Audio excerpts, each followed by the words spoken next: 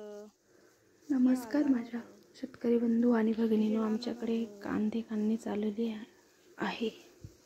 तुम्ही बघू शकता कांदे काढण्यासाठी 7-8 मजूर लावलेले कांदे काढण्यासाठी आणि कांदे खूप छान पद्धतीने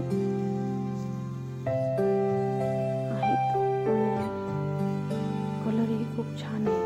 यावर्षी दुष्काळ असल्यामुळे जास्त प्रमाणात कांदे नाही आहेत, पण थोडेसे लावलेले आहेत कांदे आणि तुम्ही बघू शकता कांद्यांच्या अशा प्रकारे वाढ झालेली आहे।